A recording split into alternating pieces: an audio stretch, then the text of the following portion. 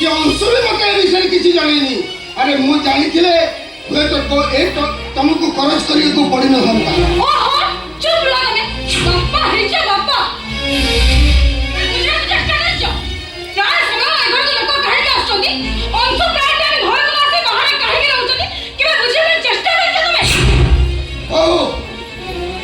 फेर अपना टंका मारियो तुमको मारी गला ठीक अछि तमे तो टंका दे दो बोली कहि देलो हेले